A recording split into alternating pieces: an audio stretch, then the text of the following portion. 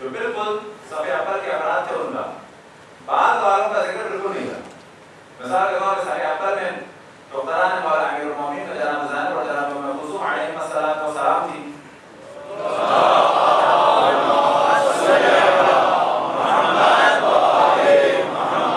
باقی بیٹیوں کا ذکر نہیں ہوا. اس کو ہمیشہ بیلنس کرنے کے لیے کہتے ہیں. کبھی کوئی بات نہ کہے کہ ہم نے بہت زینب کر لیا دوسرے کا ذکر. نہ، استغفر اللہ، سب سے بڑا ذکر ان کا ذکر. ان کا مقام بہت بڑا ہے. ان کا مقام کیا ہے؟ ان کے مقام کی بات اور خصوصیات ہیں جس کو زاویے سے ہمارا نہیں دیکھا جاتا. وہ خصوصیات کیا ہے سنن بیان کرتے تاکہ ذہن سے نہ نکلے. جناب زینب سلام اللہ علیہا بڑا بہن تھی، وہ حضرت ام کلثوم بھی تھی. اگر اسیر کربلا تھی وہ بھی تھی. یاد رکھیں جناب زینب سلام اللہ علیہا کی جو خصوصیت ہے کہ ان سب کے قدموں کی خاک پر ہماری جانیں قربان ہو جائیں. خصوصاً جناب زینب سلام اللہ علیہ کی جو اہم خصوصیت ہے وہ یہ کہ امام وقت کی موجودگی میں امام وقت کی جانب سے احکام صادر فرماتی. اس منصب کا ذکر روایات میں ہوا ہے کہ امام زین العابدین امام وقت تھے، لیکن وہ جناب زینب کی زبان سے احکام صادر ہوتے تھے کیونکہ امام زین العابدین کی جان بچانی. یہ جو جناب زینب کے خطبات ہیں در حقیقت یہ امام زین العابدین کی ایک طرح سے نیابت میں ایک خاص منصب اور مقام تھا ان کا کہ جو کسی کو نہیں حضرت ام کلثوم کو نہیں ملا. اگلا مرحلہ ان کا ہے. تو کبھی یہ والی کو بات نہ کرے کہ مولانا نئے نام لیے بڑی اچھی بات ہے کہ ہم کیوں نام لیتے ہیں.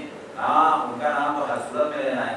یہ جو موضوع بیان کر رہے ہیں اس لیے نہیں کر رہے کہ معاذ اللہ ان کا نام ختم کیا جائے، بلکہ ان کا نام اور زیادہ سے زیادہ ہو، ساتھ میں اور نام بھی ہو، کیوں نہ ہو.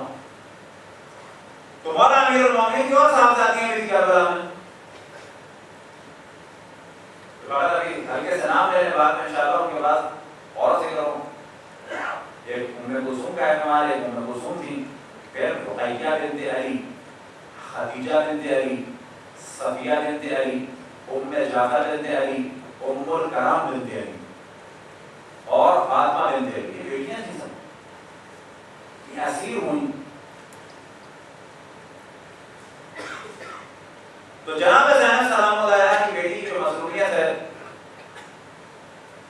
اور مسائل میں ان کا ذکر بھی ہو، مسائل کی صورت میں بھی اور علم کی صورت میں بھی، کہ جناب زینب کی جو صاحبزادی تھی ان کا نام تھا ام کلثوم. ام کلثوم بنت علی و بنت عبداللہ ابن جعفر طیار. بنی ہاشم میں ان کا بہت بلند مقام تھا. کتنا بلند مقام تھا؟ آپ جو واقعہ سنیں گے تو آپ کو بھی تعجب ہوگا کہ ایسا کوئی ہوا تاریخ میں آپ نے نہیں سنا. بہت سارے لوگوں نے یہ بھی نہیں سنا کہ مولانا امیر المومنین اور رسول اللہ کون ہے. بہت سارے دنیا میں نہیں سنا. ان کا بہت مقام تھا جناب ام کلثوم سلام اللہ علیہا کا. کون سی ام کلثوم؟ رقیہ بنت حضرت زینب سلام اللہ علیہا کی صاحبزادی کا.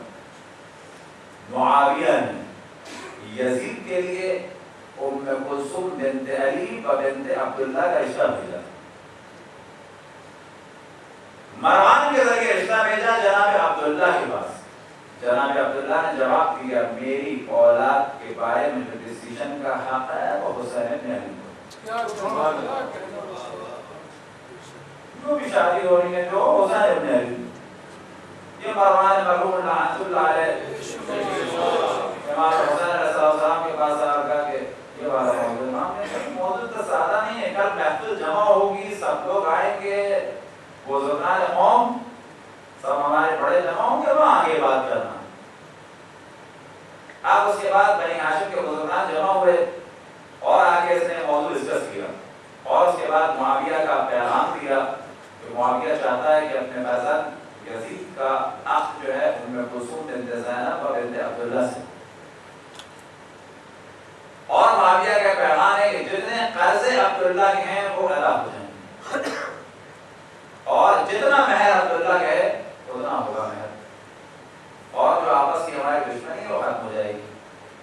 امام حسین نے جب گفتگو ہو چکی تو اس کے بعد فرمایا کہ پہلی چیز یہ کہ مہر باپ کے اختیار میں ہو، یہ خلاف شرع. مہر لڑکی کا آپ ایسے روایت کو دیکھیں تو پتا چلے گا ہمارے یہاں تو یہی ہو رہا ہے، لڑکی کو پتہ ہی نہیں پتا کہ ابا نے کیا کیا. غلط ہے. لڑکی کو پتا ہو کہ 2000 کی قیمت کتنی ہے، 5000 کی قیمت کتنی ہے.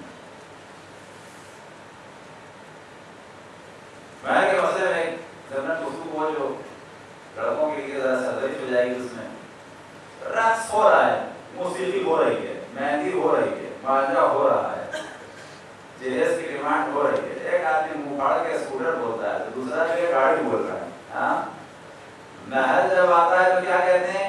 مہر سنت. ہر جگہ قرآن و سنت کی مخالفت، مہر میں سنت. پتا چلا لڑکا اپنی بنڈا گردی کے خوف سے کہ اگر لڑکی کو طلاق دینی پڑی تو کہ پیسہ نہ نکل جائے، اللہ رسول یاد آ گئے. کہاں پہ یاد آئے؟ مہر پہ یاد آئے. ہوتا ہے بھائی کہ نہیں ہوتا؟ ابھی تو ساری پیپر کی بات ہو رہی تھی، خواتین ناراض ہو گئی، خواتین بھی تو خوش ہوں، لڑکوں کی پیچھے آئے گی. رقص ہے، موسیقی ہے، فسق ہے، فجور ہے، بے پردگی ہے، مکس گیدرنگ ہے، جہیز کی ڈیمانڈ ہے. کیا ظلم ہے؟ آج آپ نوجوان ہیں، اپنے قوت و بازو کے اوپر ڈیپینڈ ہیں. کس کے جہیز سے زندگی بنی؟ بوڑھے سسر کے پرابلم کو سالو کریں تو ایک دفعہ اللہ کی جانب ایسے دیکھے گا، ایک سکون کا سانس لے گا، آپ بلینئر بن سکتے ہیں. کیا ہے کہ اسکوٹر اور گاڑی سسر دے، کل آپ کی 5 بیٹیاں ہو گئی اور اس نے ڈیمانڈ کر دی مرسیڈیز کی، تو کیا ہوگا؟ نہیں سمجھنا چاہیے. ہمیشہ لڑکے رہیں گے، لڑکی کے باپ بھی بنیں گے. لڑکا ہمیشہ لڑکا رہے گا، 24 سال کا، 25 سال کا، 26 سال کا، یہ بوڑھا ہوگا کبھی. یہ ساری چیزیں باقی ہیں ڈسکس ہونی چاہیے. غلط ہے کام، اللہ پہ توکل کریں. امام نے فرمایا کہ باپ ڈیسائیڈ کرے کیوں؟ خلاف شرع. پہلا موضوع. دوسرا کیا ہے کہ جتنے قرض ہیں عبداللہ کے وہ ادا ہو جائیں گے. انہوں نے کہا کہ ہم میں سے پہلے کس لڑکی کی شادی ہوئی ہے اور اس نے قرضے ادا کروائے تو یہ ام کلثوم ان میں سے دوسری ہوگی. پہلے کب ایسا ہوا ہے جب ہوگا یہ؟ اور رہ گیا موضوع یہ کہ اختلافات ختم ہو جائیں گے. اختلافات کوئی عام اختلافات نہیں ہیں، یہ دین و خدا پہ اختلافات ہیں. اس میں شادیوں سے حل نہیں ہو سکتے. سوال پڑے گا محمد والے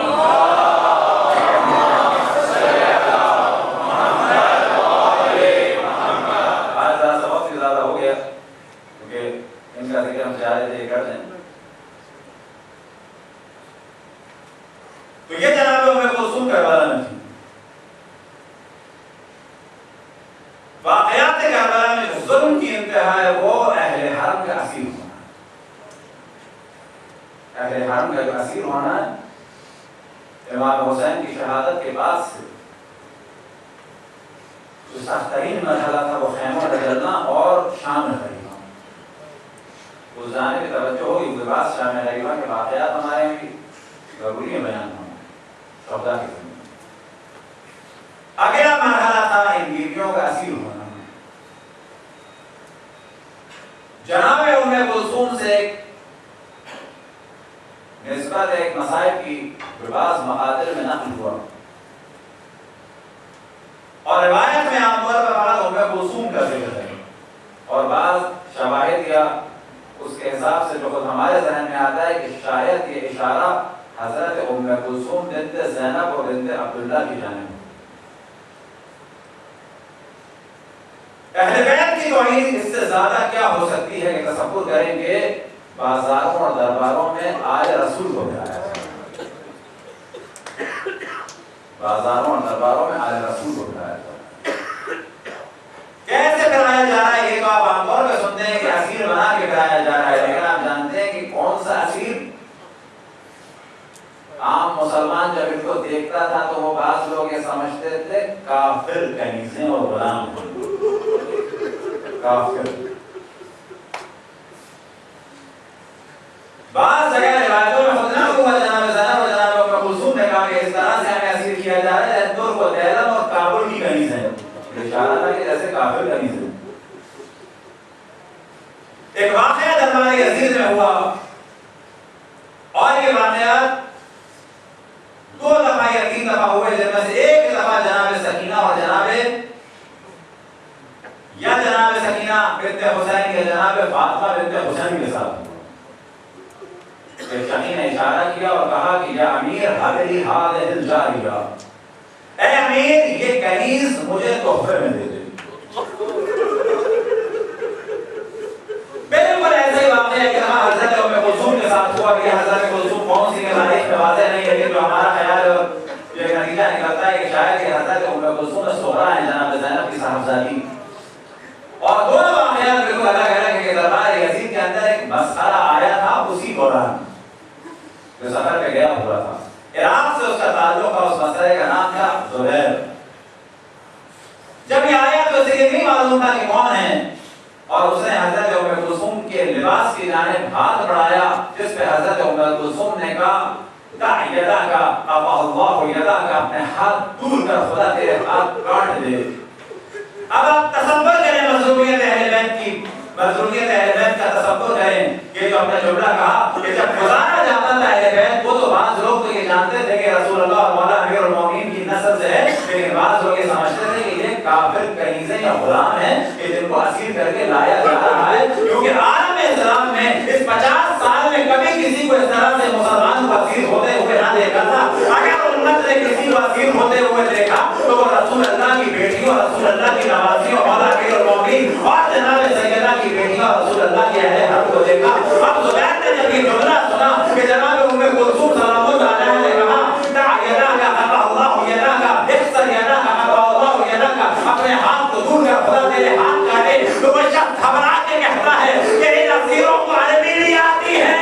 ارے کیا معنی ہے اس کے کہ جب اس نے گھبرا کے سوال کیا کہ ان اسیروں کو عربی نہیں آتی ہے تو جواب ملا کہ ہاں، وہ کہتا ہے کہ میں یہ سمجھا تھا کہ یہ تربت علم کی کنیزیں ہیں، اب جو بتایا گیا کہ یہ رسول اللہ اور مولا علی کے اہل حرم ہے تو وہ رونے لگا، باہر گیا، حضرت سے اپنے ہاتھ کاٹا، اب جو آیا تو خون بہ رہا تھا۔ جناب ام کلثوم کے پاس آ کے کہا کہ مجھے معاف کر دے، میں کہنا سمجھا تھا کہ آپ ہمارے رسول ہیں، میں سمجھا کہ یہ تربت علم کی کنیزیں ہیں۔ ارے تربت علم کی کنیزوں کے معنی یہ ہے کہ میں یہ سمجھا کہ یہ اسلام سے خارج کسی کافر علاقے کی کنیزیں ہیں۔ اب تصور کریں کہ جب یہ جملہ کہا گیا تو امام وقت حجت خدا علی ابن حسین میں کیا گزری ہوگی۔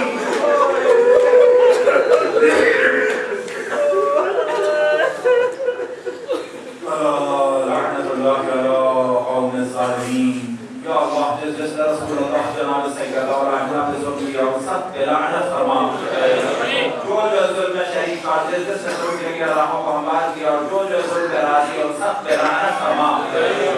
ہمارے دشمنوں کو آپس میں مشغول فرما، ہمارے دشمنوں کی سازشوں کو ان کی جانب پڑ جاتے، امام کے ظہور میں تعجیل فرما، ہم سب کو ان کے اصحاب اور انصار میں شامل فرما۔ ربنا تقبل منا انك انت السميع العليم۔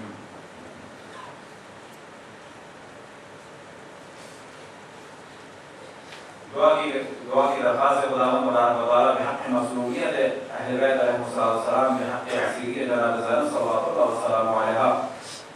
کاظم صاحب کی والدہ جو اس وقت بے حمل کا شکار ہیں، خداوند تبارک و تعالی بحق محمد و آل محمد تمام محبان اہل بیت کی حفاظت فرما، جو مریض اور جو شفا عاجل عنایت فرما، کاظم صاحب کی والدہ کو شفا عاجل اور کامل عطا فرما بحق محمد و آل محمد صلی اللہ علیہ وسلم۔ اللہ سبحانہ و تعالیٰ کی سنت یہ ہے کہ وہ تمام کام کس کے ذریعے سے، سبب کے ذریعے سے انجام دیتا ہے۔ یہ ایسا موضوع ہے جو وہابیوں میں اور شیعوں میں مورد بحث ہے، کیا اللہ محتاج ہے؟ یہ بھی واقعا اچھا جملہ ہے کہ اس میں انسان گھبرا جاتا ہے، کیا ضرورت ہے اللہ کو وسیلے کی؟ اب یہ ایسا جملہ ہے کہ عام مومن بھی گھبرا جاتا ہے۔ اس کا جواب یہ ہے کہ جو آپ سے سوال کریں اس سے یہ پوچھیں آپ کون سا کام ہے جو اللہ نے بغیر وسیلے کے کیا ہو؟ تم بتاؤ کون سا کام ہے؟ اب اگر بات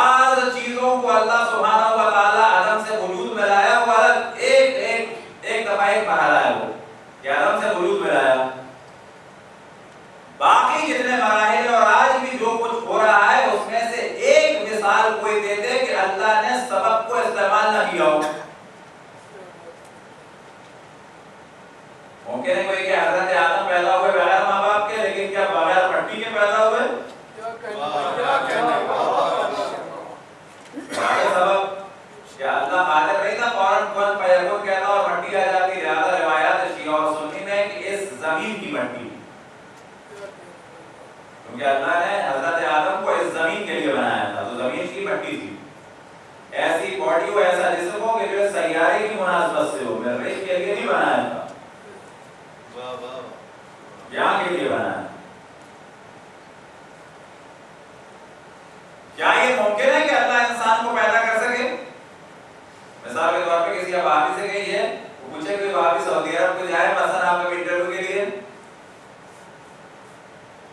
ایک جگہ انٹرویو کا سلسلہ چل رہا تھا، بعض میں ایسے جوابات دینے پڑ جاتے ہیں، تو وہاں پہ پوری ایک تفصیل تھی.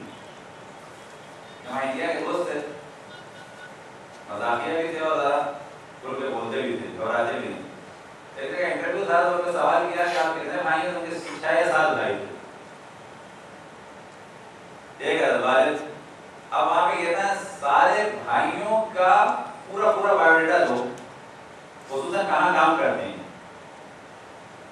سوال کیا کہ والد، انہوں نے کہا بیکار ہے، کوئی کام نہیں کرتے، یہ نام ہے بس، کام کیا بیکار ہے.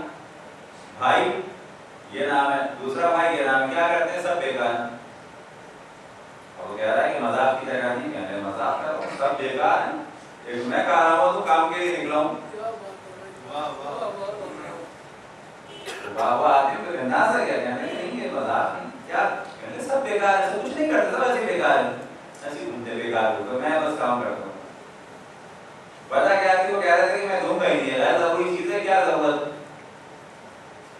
تو خیر جہاں پر وقت کوئی پرابلم نہیں ہوا، آپ سے ہر آدمی آنا کرنے بیٹھ جائے، ہر کوئی کا قانون ہے. تو لہٰذا کبھی کوئی وہاں بھی انٹرویو لے، باپ کا نام کیا ہے، ماں کا نام کیا ہے، سب مجھے اللہ نے ایسے خلق کیا. وہ کہا کہ یہ کیسے ہو سکتا ہے؟ تو صرف دوسرے کو کیسے نہیں ہو سکتا، بلکہ اللہ حل نہیں کر سکتا. تو جب بھی کوئی سوال کریں گے تو اس سے ہمیشہ سوال کریں گے تو ایک مثال دو جو اللہ نے وسیلہ استعمال نہ کیا ہو، سبب استعمال نہ کیا ہو، چاہے وہ ہدایت کا ہو اور چاہے وہ خلقت کا ہو، چاہے وہ انسان کا بچہ ہو چاہے کوئی جانور کا بچہ ہو، پھر آخر جو ہے وہ سبب سے ہوا ہے. اگر دنیا میں کہیں سبزی ہے، ترکاری ہے، کھانے پینے کے حبوبات ہیں، دال وغیرہ ساری چیزیں، اس کے لیے سبب چاہیے کہ اللہ قادر نہیں ہے گندم پک جائے بغیر گرمی کے. الاسکا میں گندم اگائے اللہ سبحانہ و تعالیٰ، قادر نہیں ہے؟ بالکل قادر ہے، اگاتا ہے اللہ سبحانہ و تعالیٰ الاسکا میں گندم، سائبیریا میں آم نہیں اگاتا. وجہ کیا ہے؟ سورج کی گرمی نہیں ہے. کیا ضروری ہے گندم کے لیے سورج کی گرمی؟ بالکل ضروری ہے. اللہ قادر نہیں ہے گندم اگائے بغیر سورج کی گرمی کھا جائے گا؟ بالکل قادر ہے، لیکن اللہ کی سنت ہے یہی. آم پکے گا کب پکے گا؟ گرمی میں. گندم پکے گی کب پکے گی؟ گرمی میں. بعض دفعہ کراچی میں بہت گرمی پڑتی ہے تو بعض دفعہ ذہن میں آتا ہے مدرسوں کے لڑکوں سے یہی کہتے ہیں، یہاں پہ یہ نہیں کہہ سکتے کہ اتنی گرمی کیوں ہے. گرمی اگر نہیں چاہیے جگہ چھوڑ دو، کیونکہ یہاں پہ بلاخر گندم اور کھجور کو پکنا ہے، اور یہ ہو نہیں سکتا گندم اور کھجور پکے اور جس کے لیے ٹیمپریچر چاہیے 42 to 46 اور 45 وہ ہو اور ہمیں گرمی نہ لگے. یہ نہیں ہو سکتا. اب اگر گرمی نہیں چاہیے تو یہ کہنا کہ اللہ گرمی ہی ختم ہو جائے، جب گرمی ختم ہوگی یہاں سے تو گندم بھی ختم ہوگا. پاکستان میں ہمارے علاقوں میں جہاں کے بھی ہم لوگ ہیں انڈیا پاکستان کے، سارے سال بارش ہو جائے، بڑا سہانا موسم ہو جائے. تو سہانا موسم ہوگا تو گندم اور سبزی ہر وقت نہیں ہوگی، اور بعض چیزیں ہو جائیں گی. اور اگر ٹیمپریچر جو ہے وہ 20 سے اوپر نہیں جائے گا تو کبھی گندم نہیں پکے گی. تو جو بھی چیز دنیا میں دیکھ رہے ہیں وہاں پر نظر آئے گا سبب اور مسبب، سبب اور مسبب، اس کے علاوہ کچھ نہیں ہے. لہٰذا یہ جو واقعوں کے بعد اعتراضات ہیں اس میں بھی انسان کو مضبوط ہونا چاہیے. حضرت الرفیع العاملی کے جبل عاملی کہ جو آیت اللہ برجردی کے زمانے میں ان کا انتقال ہوا، وہاں کے بزرگ براجے میں سے تھے، سیاسی لیڈران میں سے تھے، حتیٰ فرانس ان کی اس زمانے میں جنگ میں ہوئی، اور مناظرے میں سب اول کے افراد میں سے تھے۔ خصوصاً یہ کتاب ہے المراجعات، اور ان کی خاص کتاب ہے النص والاجتہاد۔ اس کتاب کا موضوع اردو میں چھپ چکی ہے کہ کہاں کہاں پر ان چند حضرات نے، حضرت کہنا نہیں چاہیے، حضرت آنے کے دور ان لوگوں نے کہاں کہاں قرآن کی اور سنت کی مخالفت کی ہے، تو پوری تفصیل ہے، کہاں کہاں اپنی خواہشات کو مقدم کیا ہے نص کے مقابلے میں، اپنی رائے پیش کی ہے قرآن اور حدیث کے مقابلے میں، مشہور کی کتابیں۔ وہ گئے، ایک وقت آیا سعودی عرب، کیونکہ وہاں کے بڑے علماء میں سے تھے، لبنان کے، کو بلایا گیا تو بہت زیادہ پروٹوکول سے بلایا گیا، بڑا احترام ہوا، بادشاہ سے ان کے مہمان بن کے بھی وہاں ملاقات کے لیے گئے۔ تو وہاں جب ملاقات کے لیے گئے تو ان کے پاس سے قرآن مجید تھا، جناب شرف الدین کے پاس، تو انہوں نے تحفے میں دیا اس کو، سعود۔ وہ قرآن مجید چمڑے کی جلد کا بنا ہوا تھا، اس نے سعود نے چوما اس کو، جیسے ہی چوما تو انہوں نے فرمایا تم نے شرک کیا، چمڑے کی پرستش کی۔ پوری بھری محفل میں تم نے شرک کیا، چمڑے کی پرستش کرتے ہو، چمڑے کی عبادت کرتے ہو۔ جیسے یہ کہا، اس نے کہا کہ نہیں، میں نے چمڑے کی نہیں کی، میں نے قرآن کا احترام کیا ہے۔ تو کہا ہم لوہے کو نہیں چومتے، قبر رسول اللہ کو چومتے جاتے ہیں، ہم سونے چاندی کی عبادت نہیں کرتے، رسول اللہ کا احترام کرتے ہیں۔ بالکل ایسے ہی جیسے تم نے کتاب خدا کا احترام کیا ہے لیکن چمڑے کو چوما ہے۔ اگر تم چمڑا چوم کے مسلمان رہ سکتے ہو تو دوسرے لوگ بھی مسلمان رہ سکتے ہیں۔ صلوات پڑھیں اور محمد والے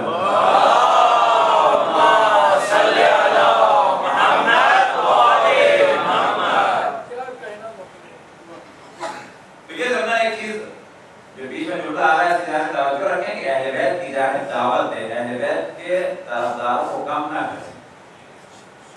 جو بھی بات ہو، جس آدمی کی بھی ہو، سالڈ طریقے سے کھل کے بیان کریں، فضائل اہل بیت کھل کے اور ان کے دشمنوں کے مسائل بھی کھل کے، لیکن احترام کے ساتھ۔ مثال کے طور پر بعض لوگ سے پوچھتا ہے کہ آپ کو ان سے کیا اعتراض ہے، تو کہتے ہیں حضرت فلانی نے قرآن کی یہاں پر مخالفت کی۔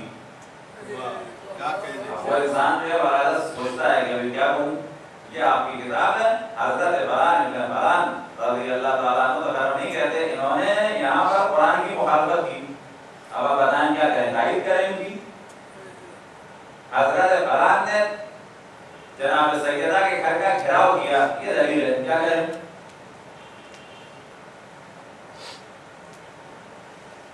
تو سب سے بہتر طریقہ اپنے نظریات کو پھیلانا ہے، لیکن احترام کے ساتھ۔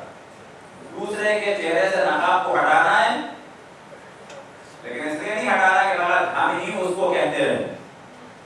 ایک مرحلہ یہ ہے کہ اس دشمن اہل بیت کو فقط ہم برا کہیں، ایک مرحلہ یہ ہے کہ ہم اس طریقے سے کہیں کہ اب ہمارے بدلے وہ کہیں، جتنے سنیں وہ بھی کہیں۔ ہم اس مرحلے میں رہ جاتے ہیں کہ فقط ہم بولتے چلے جاتے ہیں، دوسرے کو پتہ بھی نہیں چلتا کہ یہ کیوں بول رہا ہے ایسا۔ لہٰذا سب سے اہم کام یہ ہے کہ ہم بولیں، دشمنان اہل بیت کے چہرے سے پردہ ہٹائیں، لیکن فقط اتنا نہ ہٹائیں کہ ہم بولیں، بلکہ ایسے ہٹائیں کہ بعد میں یہ بھی بولیں۔ تو کوئی بھی کام اللہ سبحانہ و تعالیٰ نے بغیر وسیلے کے لیے نہیں کیا۔ اسلام بچانے کا جو اللہ سبحانہ و تعالیٰ نے وسیلہ قرار دیا وہ کیا ہے؟ وہ امامت، منصب امامت جو ہے بعد رسول اللہ، وہ اسلام کو بچانے کے لیے یاد رکھیں۔ لہذا ہمارا عقیدہ ہے کہ رسول اللہ صلی اللہ علیہ وسلم کے بعد جو امامت ہے وہ کس لیے ہے؟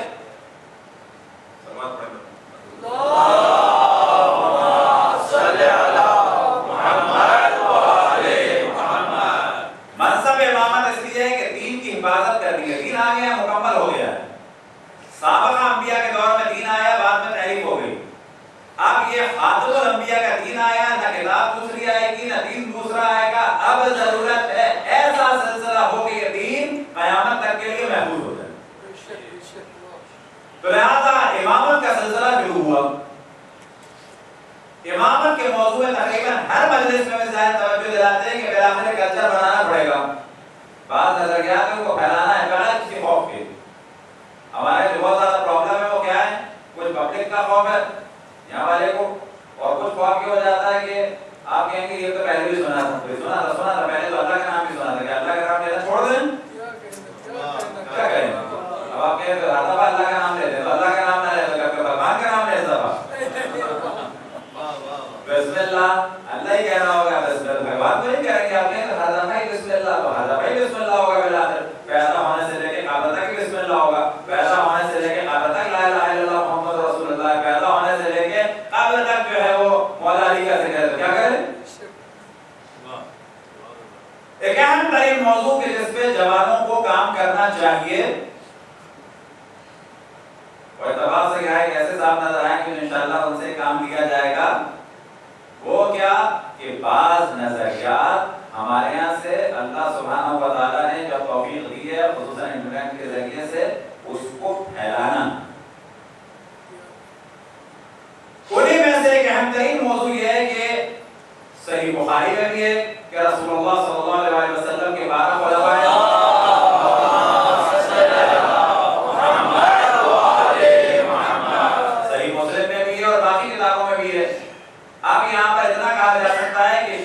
سنی میں اجماع ہے کہ خلفاء رسول اللہ کی تعداد کتنی ہے؟ 12.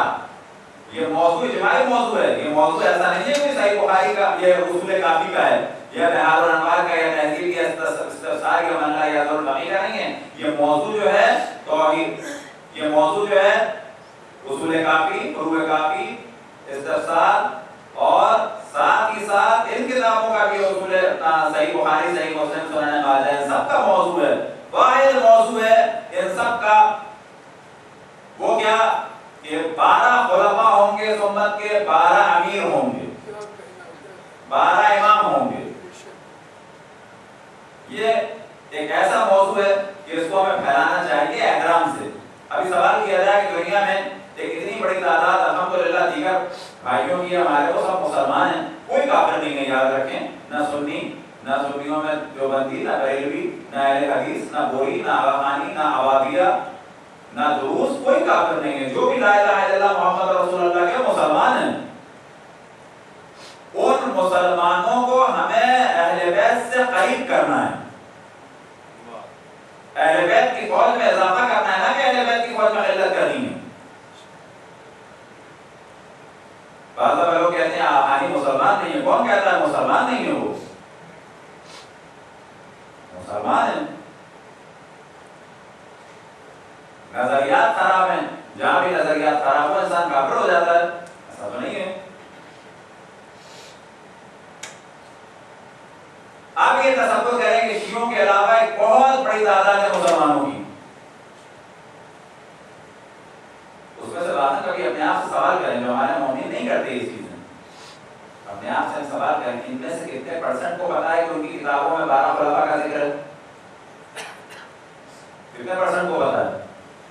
ایک کے معنی ہوتے ہیں ہر 100 میں سے ایک. ہر 100 میں سے ایک کو پتا ہے؟ نہیں پتا.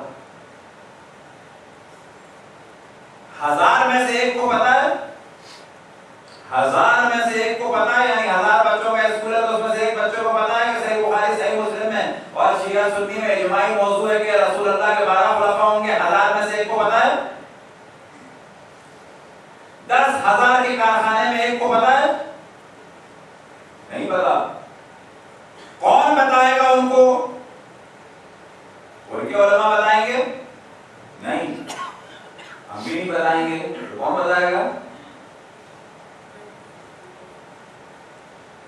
تو پہلا کام یہ ہے کہ ہم ان کو بتائیں. وہ دشمن اہل بیت نہیں ہے، یاد رکھیں. جاہل اہل بیت سے دشمن اہل بیت وہ ہوتا ہے کہ جو حالات اور واقعات کو، تاریخ کو اور تفسیر کو اور عقائد کو سب کو پہچانتا ہے، پھر اہل بیت سے بغض کرتا ہے. وہ والے لوگ فقط چند ان کے علماء میں ہیں. یاد رکھیں یہ چیز. جو ہمارے بڑے آرام سے کہہ دیا جاتا ہے کہ ہر آدمی کو، ہر اہل شیعہ کو دشمن ہے اہل بیت، ایسا نہیں ہے، وہ جاہل ہیں. اب یہاں پر یہ سوچ لیں کہ ان کے علماء بھی ظلم کریں، حقائق نہ بتائیں، ہم بھی حقائق نہ بتائیں، تو ہوگا کیا؟ ہم نے کراچی میں بھی بعض اپنے شاگردوں سے کہا کام اتنا نہیں چلا، یہ کام ہے نوجوانوں کے جو کمپیوٹر میں ماہر ہیں، بعض نظریات کو پھیلائیں. کیسے پھیلائیں؟ پتہ چلا آج سے لکھنے بیٹھ گئے، 100 صفحے کی کتاب لکھ دی، سب کو میل کر رہے ہیں، بیکار 100 صفحے کی کتاب. 10 صفحے کی کتاب میل کرے وہ بھی بیکار، 1 صفحے کی کتاب وہ بھی بیکار، ہینڈ بل 1 صفحے کا بیکار. ایک بہت بڑی تعداد ایسی ہے جو آپ جب اس کو میل کریں تو وہ اس کو ڈیلیٹ کر دیں گے. یاد رکھیں بعض نظریات ہمارے نوجوان اس پر کام کریں، خود ہم ساتھ دینے کو تیار ہیں، باقی علماء بھی موجود ہیں. خود کتاب میں سے ایک موضوع نکالیں، مختصر سا، مسلم، صاف ستھرا، پاک اور پاکیزہ، ایسا جو دل آزاری کا سبب نہ ہو لیکن لوگوں کو جھنجھوڑنے کا اور اہل بیت کی فوج میں داخل ہونے کا سبب ہو. مثال کے طور پہ کیا آپ جانتے ہیں کہ رسول اللہ صلی اللہ علیہ وآلہ وسلم نے فرمایا،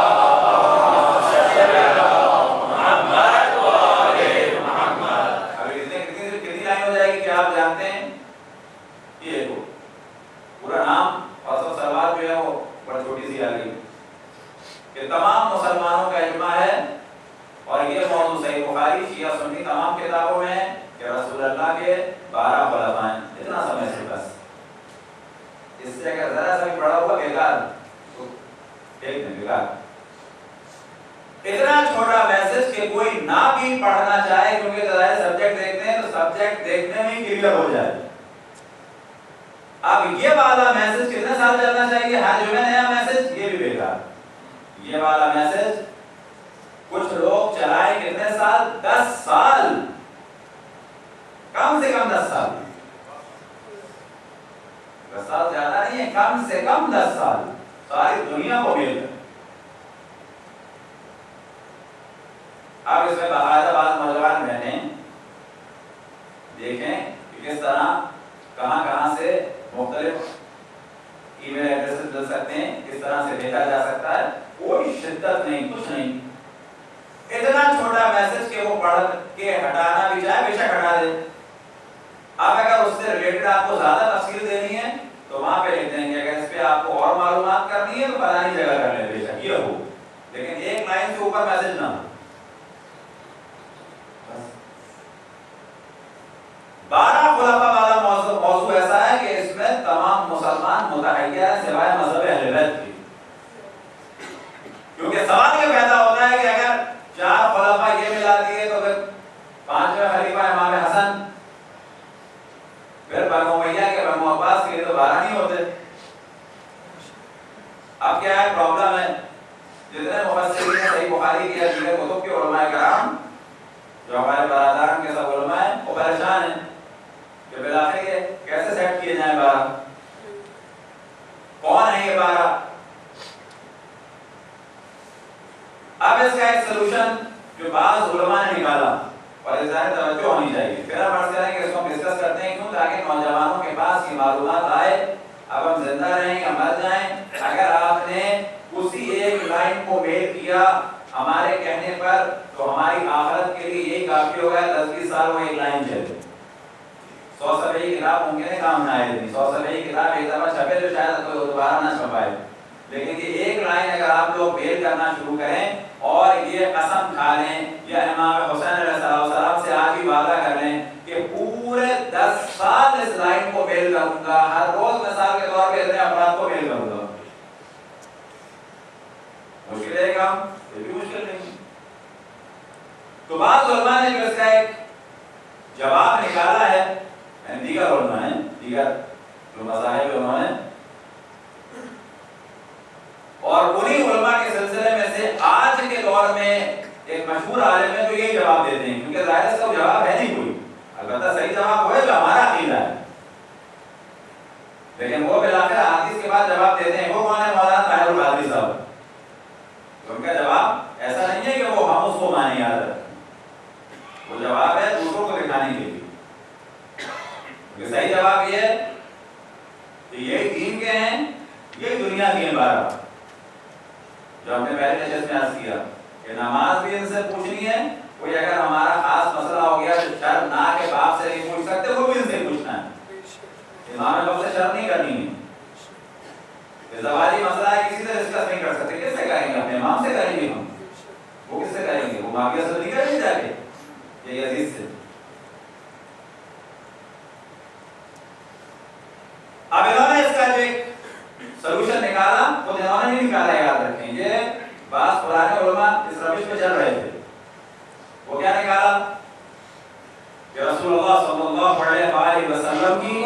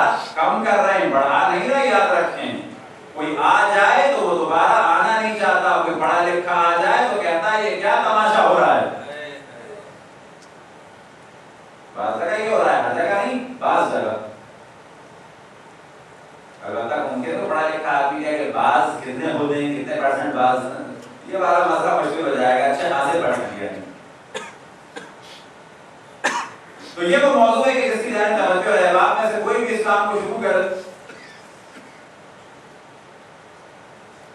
10 سال آپ سب کے سب لگ جائیں، تیونس، الجزائر، مراکش، شرق، غرب، یورپ، امریکہ، انڈیا، ادھر ادھر، ہر آدمی کو 10 سال میں جا کے خبر ہو جائے گی؟ 10 سال میں نہیں ہوگی۔ 10 سال میں اسے ہوگی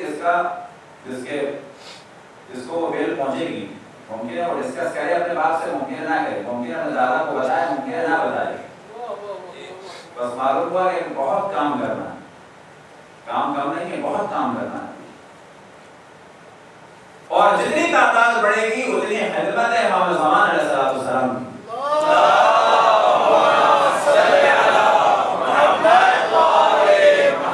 جتنی تعداد بڑھے گی اتنی۔ ایک اہم موضوع اس وقت پورا یورپ اور امریکہ میں چل رہا ہے، اور خصوصاً یہودی اس پہ، اور جو ایک تو یہودی ہیں زیونسٹ جو بہت اسرائیل کے فیور میں، ایک وہ یہودی جو اسرائیل کے کاموں کے ساتھ نہیں ہیں، یہ دونوں بھی، اور عیسائی جرنلی، اور خصوصاً عیسائیوں میں زیونسٹ کرسچن کہ جو یہودیوں کے ساتھ ہیں۔ اب یہ اس وجہ سے واضح کیا کہ یہ ان کی اقسام بن جاتی ہیں، ورنہ اگر دیکھا جائے تو کہا جا سکتا ہے یہودی اور عیسائی، کیونکہ بائبل میں مکاشفہ یوحنا میں جو ایک بہت ہی کمپلیکیٹڈ کتاب ہے، ریولوشن آف جان، وہاں پر ایک موضوع ہے ایرمیگڈون کا۔ یہ ایرمیگڈون جو ہے، لوگ امریکن برٹشر اس کو ایرمیگڈون کہتے ہیں، لیکن عبری میں ہے ہرمجدون۔ ہرمجدون کا جو علاقہ ہے کہ وہ یہ شام اور لبنان اور فلسطین، اور یہاں پر ایک عظیم جنگ ہوگی جس میں یہودیوں کا خاتمہ ہوگا، اور تمام یہودی اس وقت بہت ساری کانفرنسز ہو رہی ہیں، آپ بھی جا کے آج کل گوگل میں جا کے سرچ کریں، یہ کس لیے بتا رہے ہیں؟ اس لیے بتا رہے ہیں کہ سوچیں دشمن امام زمان کے خلاف کام کر رہا ہے، وہ کیسے کام کر رہا ہے؟ اب یہ عام اس وقت وہاں پر کانفرنسز ہو رہی ہیں یورپ امریکہ میں، خصوصاً یہودی کر رہے ہیں، اسرائیل میں، پورے یورپ امریکہ میں، اور حتیٰ کرسچنز کر رہے ہیں۔ موضوع کیا ہے اس کا؟ ایرمیگڈون، ہرمجدون۔ وجہ کیا ہے اس کی کہ جانتے ہیں عیسائی کہ اس کے بعد کرائسٹ آئے گا، یعنی حضرت عیسیٰ۔ کچھ لوگ یہ کہتے ہیں کہ یہ علامت ہے یہودیوں ختم ہونے کی، خوش ہیں اس میں، اور خود یہودی جانتے ہیں بہت بڑا مارکا ہوگا، اور مارکا کرنے والے کو یہودی کھل کے کہتے ہیں کہ یہ دجال ہے اور اینٹی کرائسٹ ہے، عیسائی بھی کہتے ہیں۔ اب آپ کو تعجب ہوگا کہ وہ کھل کے اس وقت یہ برا لفظ امام زمان علیہ السلام کے لیے استعمال کر رہے ہیں۔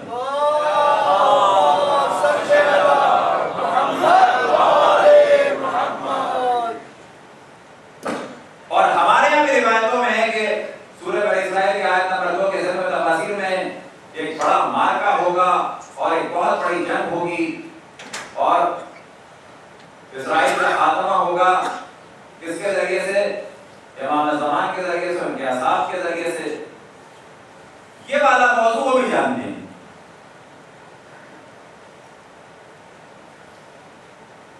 اور سب کے سب تیار ہیں اس موضوع پر ڈسکشن کرتے ہیں، اور وہ جانتے ہیں کہ یہ سب کچھ ہوگا تو کس کی جانب سے ہوگا؟ یہ عباس کون ہوگی؟ فوج ہوگی تو شیعہ ہوگی، امام زمان کے ساتھ ہوں گے یا ہوں گے؟ لہٰذا سب سے زیادہ جو دشمنی چل رہی ہے کس کے ساتھ چل رہی ہے؟ مذہب اہل بیت کے ساتھ۔ اب اگر ایک جانب سے یہود و نصارہ کی دشمنی اور ہمارے افراد کو کم کیا جائے، ہمارے اوپر پابندیاں لگائی جائیں، دوسری جانب سے ہم خود بھی اپنے دشمن خود بنائیں اور مذہب اہل بیت کا داخل نہ کریں، تو بالآخر ہوگا کیا؟ تو ایک عجیب و غریب ایک شدت چل رہی ہے پوری ہر جانب۔ تمام دنیا کا اس وقت گرم ترین جو موضوع امام زمان علیہ السلام کی ذات مقدس ہے، اور ہمیں جو کام کرنا ہے، ایک جانب ذکر کرنا ہے، دوسری جانب ان کے چاہنے والوں اور ماننے والوں کی تعداد بڑھانی ہے، اور جو چاہنے والے اور ماننے والے ہیں اور جو آ گئے ان کو بہت ہی پاک اور پاکیزہ بنانا ہے تاکہ وہ ان کے لائق ہو سکیں۔ البتہ خدا کوئی دعویٰ نہیں کرتے ہم ان کے لائق ہیں، نہ، ہم لائق نہیں ہیں ان کے، خدا سے دعا ہے کہ اللہ لائق بنائے، ایسا نہیں کہ جو یہاں بیٹھا ہے لائق ہے، یہ ایمان بچانا مشکل چیز ہے۔ ممکن ہے ایک بچہ جو اس وقت بالکل ہی کچھ نہ جانتا ہو وہ امام زمان کے خاص افراد میں سے ہوگا، ممکن ہے یہاں بیٹھنے والا جو ہے وہ کسی گناہ کی وجہ سے دور ہو جائے،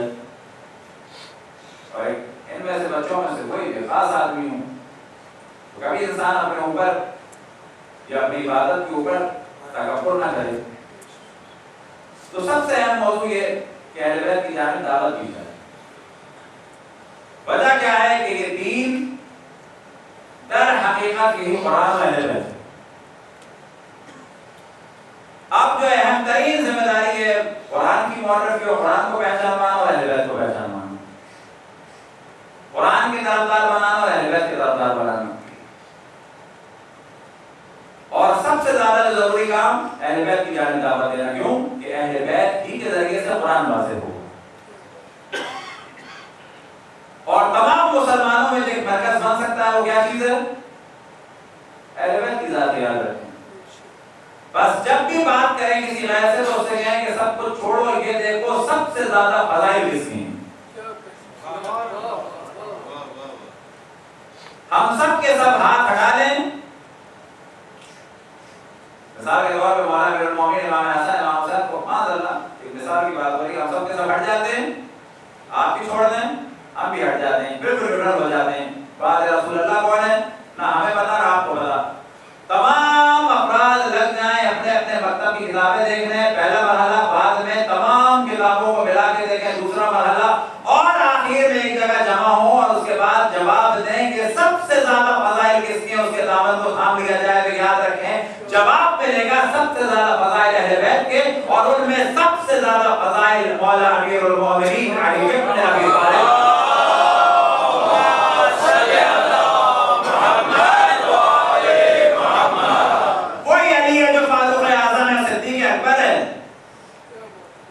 یعصوب الدین امیر المومنین ہے, وسیع اور رسول ہے. وہ ایک روایت کہ جو مجموع الزوائد میں بھی نقل ہوئی, طبرانی میں بھی نقل کی کہ رسول اللہ صلی اللہ علیہ وسلم نے مولا امیر المومنین کی جانب اشارہ کیا اور اصحاب سے فرمایا, اور مولا علی کو مخاطب ہو کے فرمایا یا علی. ایک جگہ خود مخاطب کیا اور ایک جگہ ہے کہ اصحاب سے فرمایا. جہاں صاحب سے فرمایا وہاں بھی وہی موضوع ہے, اور جہاں مخاطب کیا وہاں بھی وہی موضوع ہے. لہذا صاحب سے فرمایا ان ھذا اول من آمن بی, یہ وہ ہے کہ جو سب سے پہلے مجھ پہ ایمان لایا. واول من یصافحنی یوم القیامہ, یہ وہ ہے جو سب سے پہلے یوم القیامت میں مجھ سے مصافحہ کرے گا. ھذا صدیق الاکبر, یہ صدیق اکبر ہے. فاروق هذه الامت, اور یہ ہے امت میں ہمارا فاروق. بہی یفرق بین الحق والباطل, اس کے ذریعے سے حق اور باطل میں تمیز ہوگی. ھذا یعصوب الدین, اور یہ دین کی پناہگاہ ہے. تو جہاں بھی دیکھا جائے فضائل, تو فضائل مولا امیر المومنین کے. تو یہ جو 12 ائمہ والا موضوع, یہ جو اہل بیت کا موضوع, یاد رکھیں دین کی بقا اور دین کی نجات اور مسلمانوں کا اتحاد فقط اور فقط اور فقط فضائل اہل بیت. فقط اور فقط اور فقط امامت مولا امیر المومنین علی بن ابی طالب نے. اللہم صلی علی محمد وآل محمد. یہ ذمہ داری فقط یہاں بیٹھنے والوں کی نہیں ہے, یہ سب کی ہے. یاد جو بھی اہل بیت کے طرفداروں میں اضافہ کرے گا یوم القیامت بلند ترین درجہ پائے گا, چاہے وہ انٹرنیٹ کے ذریعے سے, چاہے وہ اپنی گفتگو کے ذریعے سے. بس خدا تبارک و تعالیٰ جوانوں کو توفیق عطا فرمائے کہ یہ انگلیاں جو اللہ سبحانہ و تعالیٰ کی نعمت ہے اہل بیت کی مودت میں خرچ ہوں. کل اگر تلوار چلانے کا موقع تھا نہیں ملا تو آج انگلیاں چلا کے اہل بیت کا دفاع کریں. نہ کہیں کل تلوار نہ چلا سکے 5 کلو کی 8 کلو کی. اب اگر وہ والی طاقت وہ والے مسل نہیں ہے, انگلیاں چلائیں اہل بیت کے لیے. اگر کل کربلا کی تپتے صحرا میں مدد نہ کر سکے تو اے سی میں بیٹھ کے انگلیاں چلائیں اہل بیت کے لیے. اے سی میں بیٹھ کے, نرم صوفے پہ بیٹھ کے, ریوالونگ چیئر پہ بیٹھ کے, بہترین لیپ ٹاپ کے ساتھ اہل بیت کی خدمت کریں. نہیں کہتا دین کہ آپ اے سی میں نہ بیٹھیں, ریوالونگ چیئر پہ نہ بیٹھیں, نرم کرسی پہ نہ بیٹھیں. اصل موضوع یہ ہے کہ جہاں بھی بیٹھے اہل بیت کی خدمت کریں.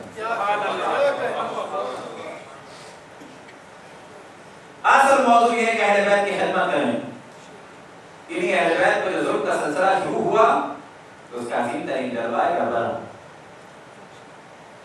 کل ذکر ہوا جناب ام کلثوم بنت عبداللہ بنت جناب زینب صلوات اللہ وسلام علیہم اجمعین.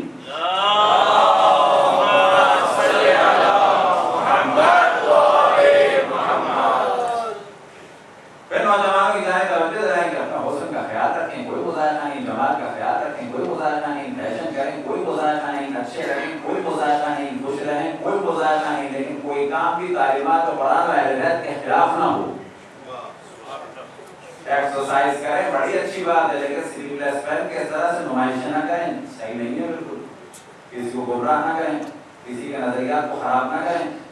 ہر چیز کا حساب ہے, بازوؤں کا بھی حساب ہے, تو انگلیوں کا بھی حساب ہے, آنکھوں کا بھی حساب ہے. خدا ہم سب کو محفوظ رہنے کی توفیق عطا فرمائے. ہر چیز کو اہل بیت کی خدمت میں استعمال کریں. اچھی گاڑی بھی رکھیں, خوشبو بھی لگائیں, چہرہ بھی اچھا رکھیں, سب کچھ کریں, کوئی حرج نہیں. حرام حلال کو بہت خیال کریں. دیندار ہونے کے خطر کے معنی نہیں کہ اب اتنی بڑی گاڑی آ جائے کہ سورج چلائیں تو آدھی ادھر جائے اور آدھی ادھر جائے, ایسا کوئی معنی نہیں. دیندار ہونے کے معنی ہی نہیں ہے مجھے مسواک رکھی ہوئی ہے دین کی. دیندار ہونے کے معنی یہ نہیں ہے کہ آپ کہیں گے اب میں میچنگ کے کپڑے نہیں پہنوں گا. دیندار ہونے کے معنی یہ نہیں ہے کہ میں اچھی گاڑی میں نہیں بیٹھوں گا. دیندار ہونے کے معنی یہ ہے کہ اب میں صرف اور صرف حلال خدا کروں گا, حرام خدا نہیں کروں گا.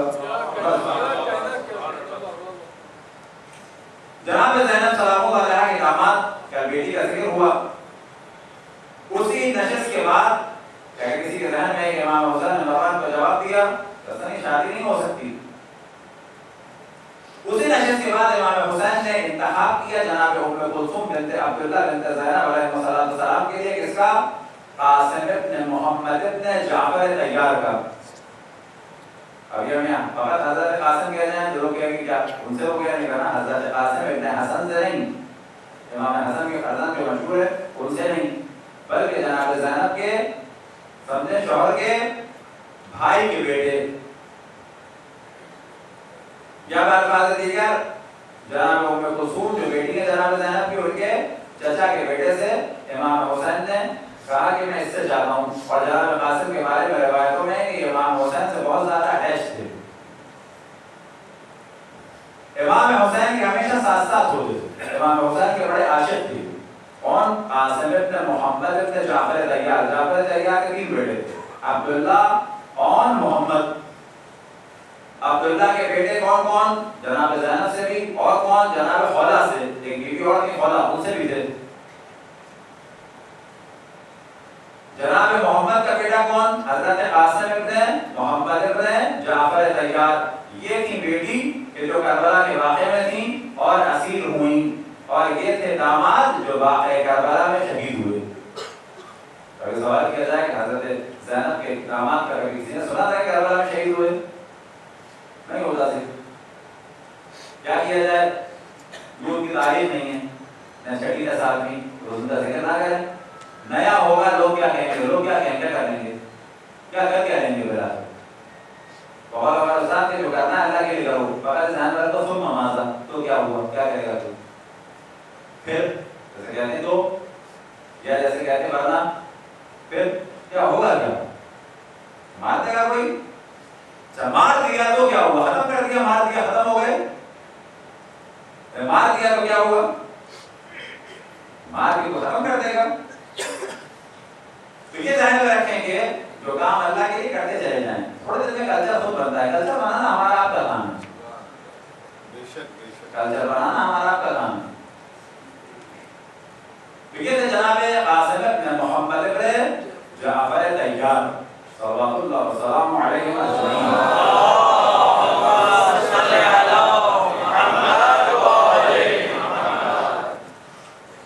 جناب جعفر کے ایک اور فرزند تھے, اون.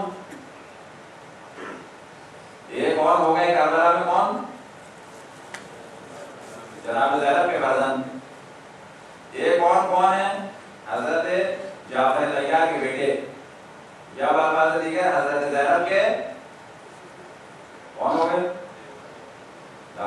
دیور. اسے بتایا تھا کہ یاد ہے. اور کیا رشتہ تھا ان سے؟ حضرت ام کلثوم کے شوہر. حضرت ام کلثوم کے شوہر کربلا میں مارے گئے، لیکن ہاں اس میں شک نہیں کہ مشہور مقاتل میں ذکر نہیں ہے، تاریخ میں ذکر حضرت ام کلثوم کے شوہر وہاں مارے گئے۔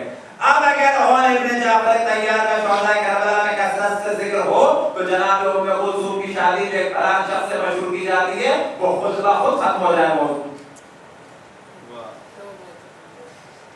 کوئی حضرت ام کلثوم کی شادی کسی آدمی سے بنانے سے یا بنانے سے ان کی شہادت ہے، عون ابن جعفر طیار جو کربلا میں شہید ہوئے۔ تو بہت ساری اور ہستیاں ہیں، یہ ذکر ہوا حضرت قاسم کا، کل یا پرسوں میں ذکر کیا تھا، کچھ اور شہداء بھی ان کا بھی قبر کا ذکر ہو جائے۔ سب سے جو آخری شہید تھے وہ جناب سوید بن ابی مقام، سب سے آخری شہید، امام حسین سے پہلے زخمی ہوئے لیکن امام حسین کے بعد شہید ہوئے، جناب سوید بن ابی مقام۔ وجہ کیا تھی؟ یہ بزرگ بھی تھے اور بہت زیادہ عبادت گزار تھے، بے ہوش ہو گئے، زخمی ہو گئے، جب سر کاٹنے معذرت بے ہوش ہو گئے اور جب سر کاٹنے کا سلسلہ چل رہا تھا اور آوازیں آئیں تو اس وقت ان کو ہوش آیا، تلوار ان کی چن چکی تھی، کپڑوں کے نیچے خنجر تھا ان کے پاس، وہ خنجر انہوں نے نکالا اور اس کے بعد جنگ شروع کی، اس خنجر سے بھی مقابلہ کیا یہاں تک کہ ہر جانب سے گھیر کے تلواروں سے ان کو مارا۔ امام حسین سے پہلے رن میں گئے، امام حسین کے بعد شہید ہوئے۔ یا بات دی گئی امام حسین سے پہلے رن میں گئے، امام حسین سے پہلے جنگ کی، امام حسین سے پہلے زخمی ہوئے، لیکن اس کے بعد بھی امام حسین کے بعد دوبارہ جنگ کی اور امام حسین کے بعد مارے گئے۔ یہ آخری شہید مانے جاتے ہیں اس دن کے، جناب سوید بن ابی وقاص۔ ایک اور بزرگ تھے جن کا نام تھا سبار بن منعم، یہ وہ تھے کہ جو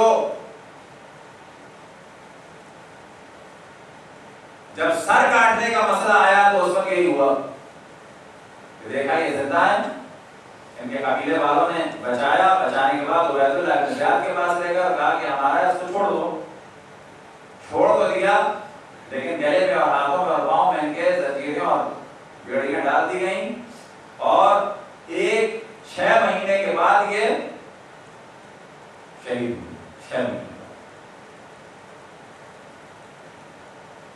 اسی طرح سے ایک اور تھے جناب موقع بن ثمامہ، یہ وہ تھے کہ ان کے ساتھ بالکل ایسا ہوا، آخر میں بچ گئے، بچنے کے بعد ان کو اسیر کیا گیا بحرین میں، اور 1 سال کے بعد وہاں پر یہ قید میں مارے گئے، 1 سال کے بعد پورا جسم زخمی اور ہاتھوں میں زنجیریں اور انہیں زنجیروں کے ساتھ مارے گئے۔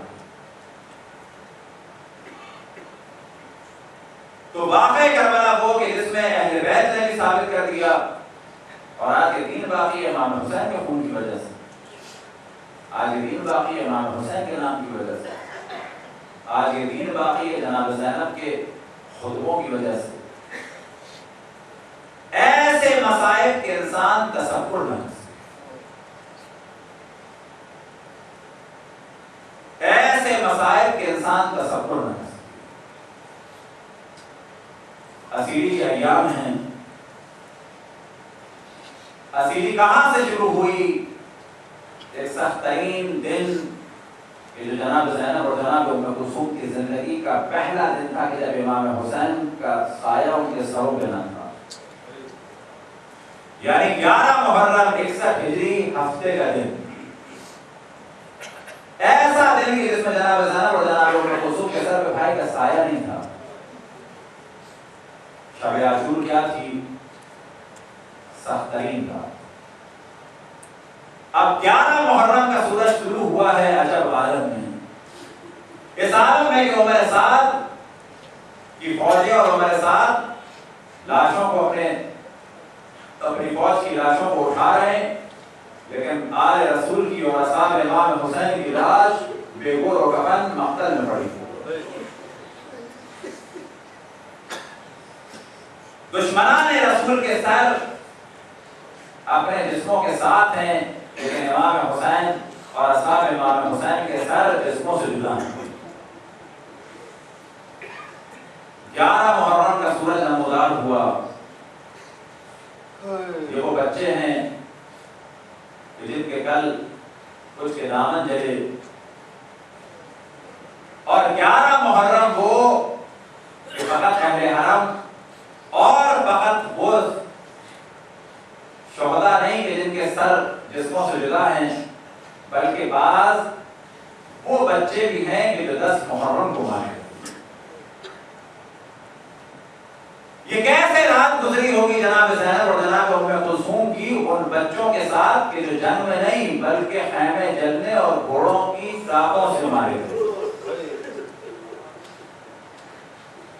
اب کیسے وقت گزرا ہوگا صبح سے لے کے دوپہر تک کا، یہاں تک کہ جب زوال قریب آیا تو شمر نے ندا دی، فوجوں نے ندا دی کہ اب اہل حرم کو کوفہ جانا ہے امیر عبید اللہ ابن زیاد کے دربار میں.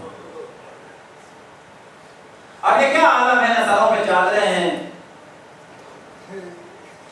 نہ بھائی کا سایہ ہے.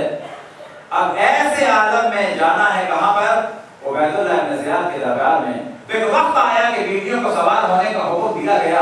اب بیویاں کیسے سوار ہوئی؟ وہ بیویاں ہیں کہ جب مدینے سے سوار ہوئی تو امام حسین نے سوار کرایا جناب زینب کو، جناب عباس نے سوار کرایا جناب زینب کو، بھائیوں نے آگے بڑھ کے سوار کرایا بہنوں کو، بیٹوں نے سوار کرایا ماؤں کو. اب ایک عالم ہے کہ بیویاں تنہا ہیں، اور اگر کوئی ہے جوان تو فقط سید الساجرین علی ابن الحسین امام وقت امام زین العابدین ہیں. اب مومنوں ایک وقت آیا کہ بیویوں کو سوار کیا گیا اونٹوں پہ. اسی دوران جب امام زین العابدین اونٹ پہ سوار ہیں تو امام زین العابدین بیٹھ نہیں سکتے. اب مومنوں ایک وقت آیا کہ مقتل سے جب گزارا گیا اس قافلے کو تو بیویوں نے اپنے آپ کو گرا دیا، اور روایتوں میں نقل ہوا کہ سب سے زیادہ جو گریے تھے جناب ام کلثوم کے تھے، اور بعض جگہ نقل ہوا کہ سب سے پہلے جناب ام کلثوم نے اپنے آپ کو گرایا، اور ایسے گریے تھے کہ دشمن نے بھی گواہی دی کہ بعض دشمن بھی ہل کے رہ گئے، حتیٰ جانوروں کی آنکھوں سے آنسو بہنے لگے. اب مومنوں ایک وقت آیا کہ بیویوں کو مقتل سے گزارا گیا.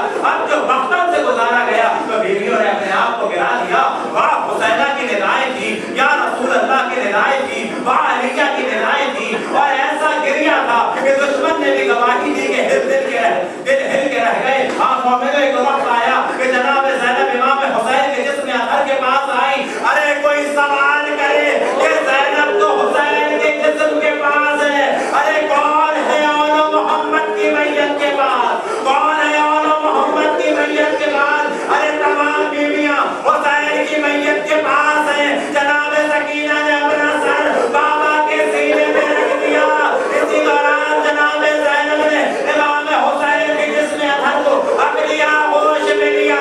مختلف مقاتل میں نقل ہوا امام کے جسم کے نیچے اپنے ہاتھوں کو داخل کیا، اللہ کی جانب نگاہ کی، آسمان کی جانب نگاہ کی، اللہ کو مخاطب کر کے کہا اللہم تقبل منا ھذا القربان، یا اللہ تو مجھ سے یہ قربانی قبول فرما.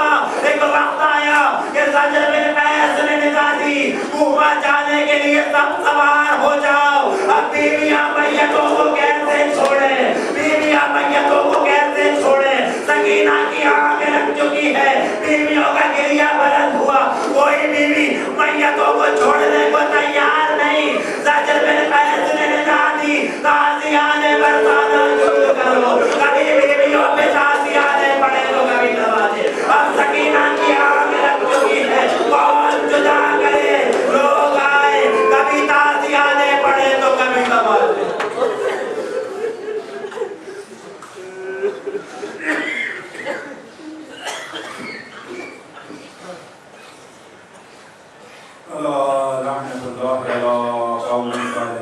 یا اللہ جس نے رسول اللہ جناب سیدہ اور آئندہ پر ظلم کیا ان سب پہ لعنت فرما. اور جس نے ظلم کی راہوں کو ہموار کیا ان سب پہ لعنت فرما. ہمارے دشمنوں کو آپس میں مشغول فرما، ہمارے دشمنوں کی سازشوں کو ان کی جانب پر ڈالے. امام کے ظہور میں تعجیل فرما، ہم سب کو ان کے اصحاب اور انصار میں شامل فرما. ربنا تقبل منا انک انت السمیع العلیم. ماتم حسین وعلى اهل بيته الطيبين الطاهرين المعصومين سيدنا بقية الله في الأراضين مهدي المنتظر أرواحنا الرضا ولعنة الله على آدائهم ومنكر فضائلهم وغاصب حقوقهم إلى قيام يوم الدين. وقال الله تعالى وهو أصدق القائلين قل لا أسألكم عليه أجرا إلا المودة في القربى. وقال الإمام الحسين عليه الصلاة والسلام إني لم أخرج أشرا ولا بشرا ولا مفسدا ولا ظالما إنما خرجت لطلب إصلاح في أمة جدي رسول الله أريد أن أمر بالمعروف وأنهى عن المنكر وأسير بسيرة جدي رسول الله وأبي علي بن أبي طالب صلى الله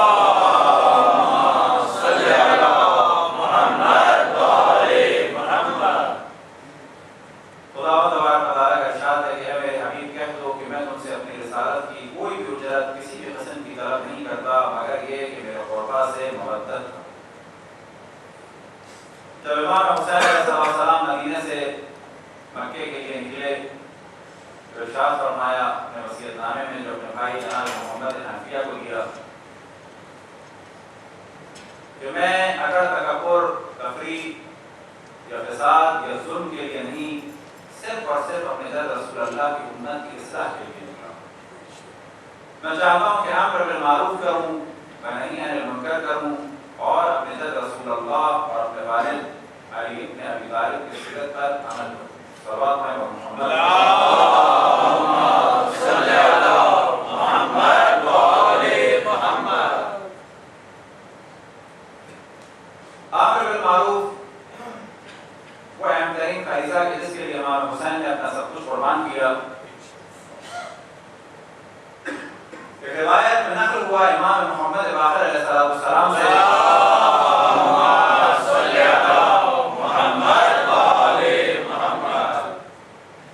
فرائض میں سے سب سے اہم فریضہ ہے امر بالمعروف و نہی عن المنکر.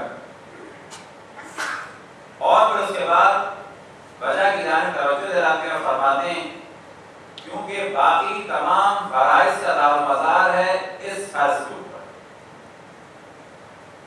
یعنی اگر کسی نے نماز پڑھی تو اس نماز پڑھنے کا دارالمدار ہے اس امر بالمعروف پر کہ بالآخر کسی نے کبھی اس سے کہا ہوگا کہ نماز پڑھو اور نماز پڑھنا اچھا ہے.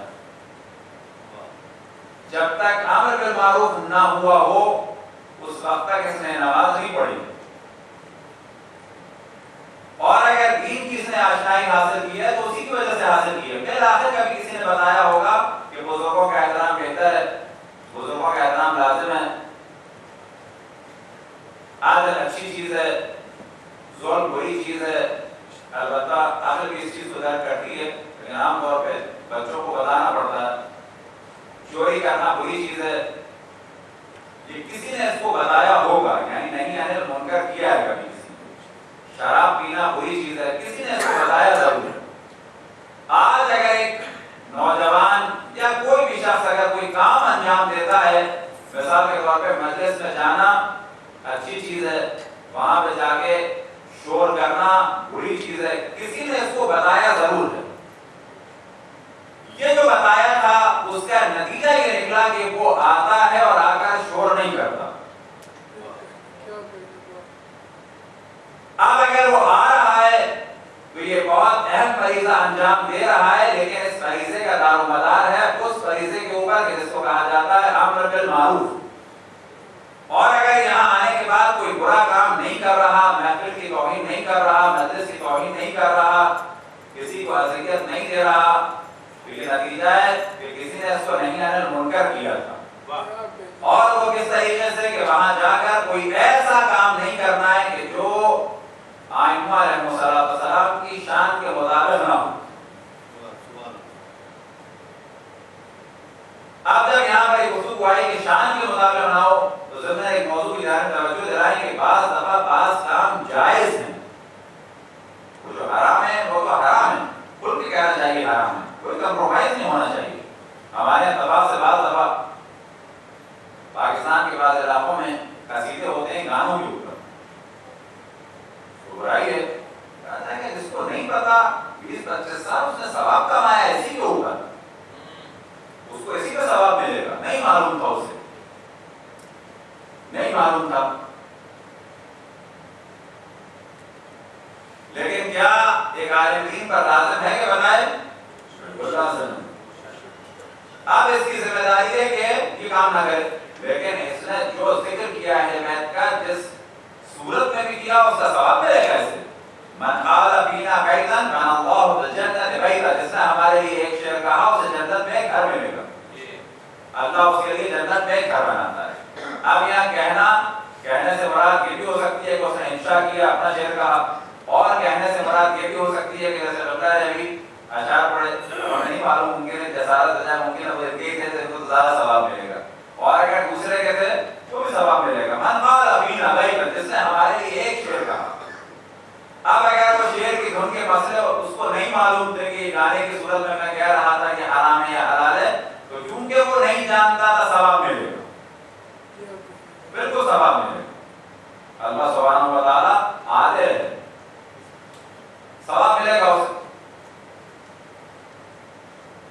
اب وہ چیزیں کہ جو حرام ہے اس میں تو کمپرومائز کرنا ہی نہیں چاہیے، کسی سے قسم کیا نہیں کرنا چاہیے، کیونکہ ہمیں امام حسین کے دین کو آگے بڑھانا ہے، خراب کرنا ہے. کسی قسم کا کمپرومائز نہیں ہونا چاہیے.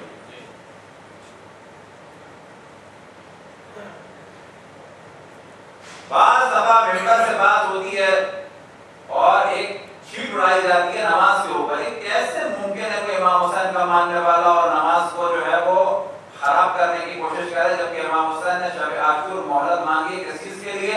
کہ جناب عباس علیہ السلام کو بھیجا اور کہا کہ جا کے مہلت مانگو ایک رات کی، اور اس کے بعد فرماتے ہیں کہ خدا جانتا ہے کہ حسین کو کتنا پسند ہے تلاوت قرآن، دعا، استغفار اور نماز، سے 4 چیزوں کا ذکر.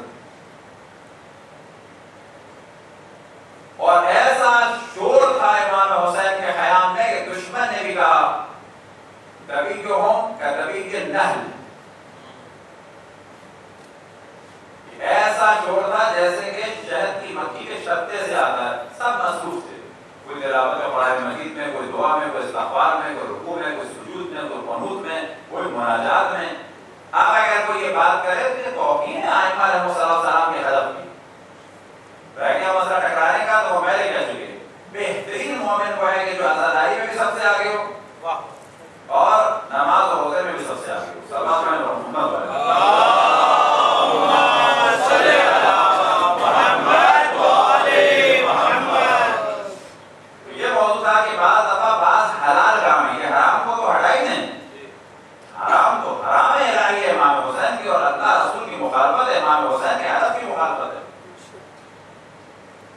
بعض دفعہ ظلم ہو رہا ہے، مرد بھی کر رہے ہیں بعض، کس صورت میں کہ آگے امام حسین کے دین کا مذاق بنا رہے ہیں، امام حسین کے حلق کی دھجیاں اڑا رہے ہیں منبر پہ. بعض دفعہ خواتین یہ کام کر رہی ہیں کہ پتہ چلا اپنی بے پردگی کو چھپانے کے لیے گاڑی سے اترتی ہیں تو ساڑی کا آنچل نہیں سنبھل پاتا، وہاں سے لے کے مصائب تک تو ہائے بیلا بائے بیلا، وہاں تو بالکل نہیں سنبھل پاتا. آخر میں بجائے ہدایت کے خواتین کو گمراہ کرتی ہیں اور اس قسم کی بات کرتی ہیں. بعض ذاکرات، ساری ذاکرات کی ساری ذاکرات کی بات نہیں ہو رہی کہ بیویوں تم کیوں پردہ کرتی ہو جب جناب زینب اور جناب ام کلثوم کا نہیں رہی ہے، امام حسین کی ماننے والی نہیں ہے. تو ایسے جتنے باطل نظریات کے یاد رکھے، اگر انسان حسینی اور زینبی ہے تو باطل نظریات کو اور باطل کو ختم کرنا ہوگا. تو یہ تو ہے حرام چیز ہے، اس حرام کے اوپر تو کمپرومائز ہی کوئی نہیں. یا ایک نظریہ جوہرا کا بربئی نہ رہی ہے، اس کو شام جائیں کھل کے بیان کریں جناب زینب کے لیے. پتہ چلا کہ بعض افراد اس قسم کی بات کرتے ہیں کہ خواتین شام میں سر پہ دوپٹہ نہ رکھیں، چادر نہ رکھیں، جس میں ایک تو خبیثوں نے تو یہاں تک کہہ دیا کہ شام میں بے پردہ گھومنا معاذ اللہ معاذ اللہ معاذ اللہ، کہا کہ یہ سنت ہے جناب زینب کی، معاذ اللہ. خبیث ہے جو ایسی بات کرے، شیطان ہے بالکل، کیونکہ سنت کو عمل ہے تو اختیاری طور پہ کیا جائے. کسی بیوی نے معاذ اللہ اختیاراً یہ کام کیا، توہین کرتا ہے اہل بیت کی جو ایسی بات کرتا ہے. اب ایک تو نے ایسی بات کی، ایسوں کا جواب دینا چاہیے. ہم نے کہا کہ اگر یہ سنت ہے معاذ اللہ تو پھر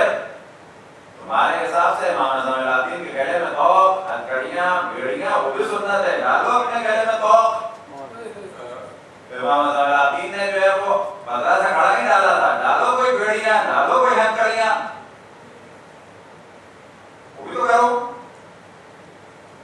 پھر ماں بعض دفعہ تازیانے تک پڑھے، اپنے اوپر تازیانے بھی پڑھوا دو.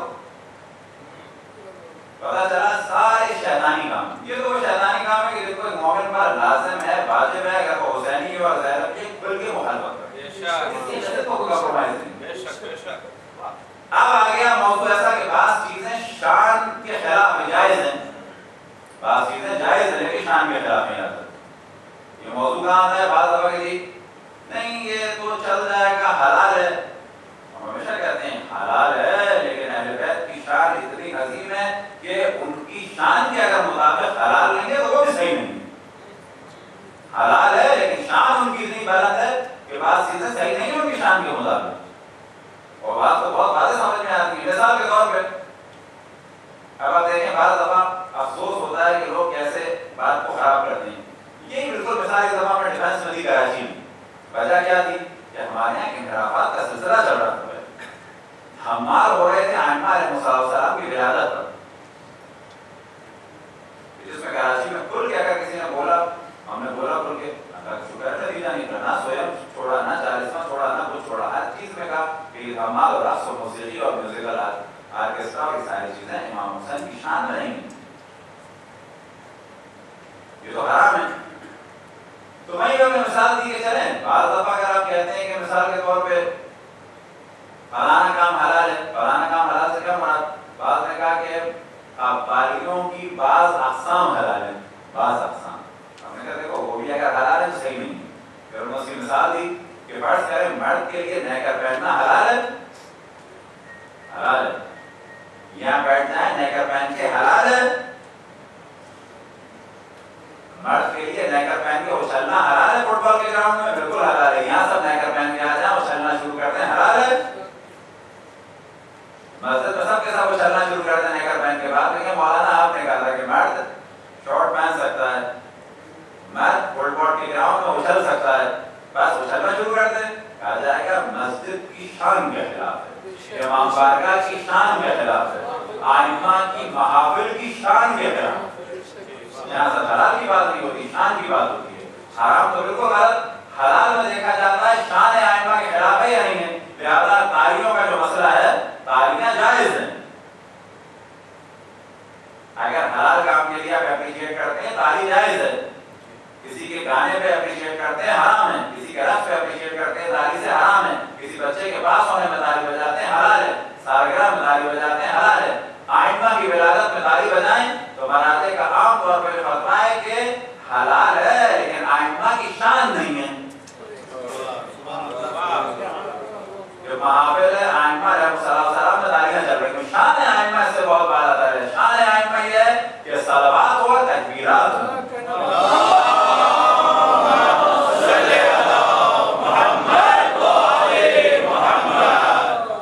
اب آپ تصور کریں نام ہم نہیں لیتے، ایک صاحب، اب انسان کیا کرے، کس کے سامنے بات کرے.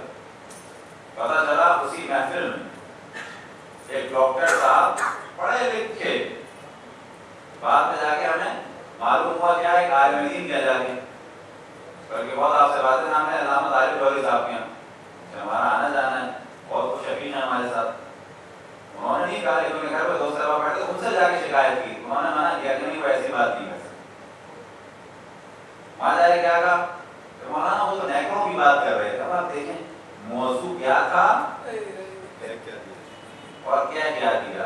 ڈیفینس میں پڑھا لکھا، کراچی میں جاب والا پڑھا لکھا ڈاکٹر مسائل کو سمجھ گیا، لیکن جب شیطان بربرائے تو حق بات کو ایسے خراب کر دیا جاتا ہے. لیکن وہاں بیٹھے ہوئے افراد نے کہا کہ نا یہ جو آپ کہہ رہے ہیں وہ اور موضوع ہوگا، یہ ایسا نہیں ہے، ایسی نیکر پہ شروع کرتی مسجد یہ نہیں ہو سکتا. اب آپ تصور کریں کہ بعض دفعہ انسان ہدایت کرنا چاہے تو یہ رکاوٹ نہیں. تو سب سے اہم کام ہے امر بالمعروف اور نہی عن المنکر. اور امام حسین علیہ السلام کا جو ہدف میں سے اہم ترین ہدف تھا وہ کیا تھا؟ امر بالمعروف اور نہی عن المنکر. جناب زینب صلوات اللہ وسلام علیہا کا جو اہم ترین ہدف تھا خطبات میں وہی امر بالمعروف نہی عن المنکر. امر بالمعروف نہی عن المنکر فقط ایسا نہیں ہے کہ یہ کر لو یہ نہ کر لو، یہ تو ہے ہی. یہ حتیٰ بڑھتا چلا جاتا ہے، دنیا میں عدل و انصاف تک اس کی بات پہنچتی ہے. خود یزید کا ہٹنا اور عدل و انصاف یہ سب کچھ امر بالمعروف میں تھا. امر بالمعروف وہ لوگ کیوں اتنا چھوٹا سمجھتے ہیں کہ اس کا تعلق فقط یہ ہے کہ یہ دعا پڑھ لو، یہ نہ کرو، ناخن کاٹو، ناخن نہ کاٹو. امر بالمعروف اگر ہے تو یاد رکھیں واجبات میں مختصر سے احکام سے لے کے حتی بعض مستحبات سے لے کر یہ دنیا کے نظام تک کو بدلنے کے سلسلے میں امر بالمعروف ہے. امر بالمعروف کا دائرہ تو محدود نہیں ہے. امام حسین کا ہدف کوئی امر بالمعروف سے کیا مراد ہے؟ امام حسین علیہ السلام یہ فرمانا چاہتے ہیں کہ میں جا کے لوگوں کو خالی یہی بتاؤں گا کہ یہ کرو، یہ نہ کرو، اور مثال کے طور پہ یہ مچھلی کھاؤ، یہ نہ کھاؤ، یہ بھی امر بالمعروف نہیں. لیکن امام حسین کا ہدف تھا امر بالمعروف کے ذریعے سے پورے دین کے سسٹم کو بچانا. پورا دین امام حسین نے بچایا کس کے ذریعے سے؟ امر بالمعروف کے ذریعے سے. پورا دین کا دار و مدار ہے امر بالمعروف اور نہی عن المنکر پہ. صلوات پڑھیں اور محمد والے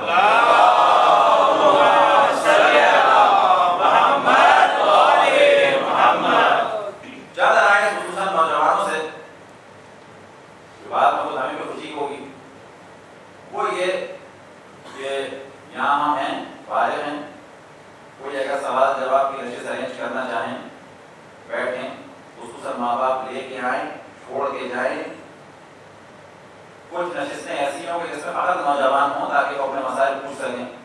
اب یہاں پہ کلیئر کرنا پڑتا ہے کہ نوجوان کیا کیا پوچھ سکتے ہیں. پڑھائی کا مسئلہ ہو گیا، لکھائی کا مسئلہ ہو گیا، کمپیوٹر کا مسئلہ ہو گیا، چیٹنگ کا مسئلہ ہو گیا، میسج کا مسئلہ ہو گیا، پسند ناپسند کا مسئلہ ہو گیا، شادی کا مسئلہ ہے، جاب کا مسئلہ ہے، فیوچر کا مسئلہ ہے. ہزار قسم کے مسائل، ہزار قسم کے مسائل. تو اتفاق سے ہمارا جو شاگردوں کا سلسلہ ہے تو ہم لوگ بالکل فری ہزار قسم کے موضوعات پہ گفتگو ہوتی ہے. دبئی میں ہمیں یاد ہے، لیکن ایک جگہ جو ہے واقعا جو ہے وہ کہنا پڑے گا کہ افسوسناک کیفیت. مثلا دبئی میں ہمیں یاد ہے کہ ایک دفعہ نوجوانوں کو پروگرام رکھا کہ سوال جواب ہوں گے، پتہ چلا دو چار بزرگ آ گئے. وہ نشست ہو گئی، اگلی دفعہ اعلان ہوا کہ نوجوانوں کی خاص نشست میں کوئی بھی بزرگ نہیں آئے گا، نہ کسی کا باپ، نہ کسی کا چچا، نہ کوئی اور، تاکہ وہ اپنی بات کر سکیں. ہزار مسائل اس کو کس سے پوچھیں گے؟ جی واہ واہ، بڑی کامیاب ہوئی. پھر ایک دفعہ رکھا تو پتا چلا کہ خود ہمارے دوستیاں تھیں، ان کی بیگم نے کھانا بھی بنایا، چیزیں بھی ارینج کی، باہر کی چیزیں بھی آئیں، اور آخر میں شاید 100-150 خرید رکھے تھے مختلف عمر کے، چھوٹے چھوٹے معمولاً بالغوں کی بات کریں. اگر بالکل چھوٹے آ گئے تو بالغوں کی بھی بیکار ہو جائے گی.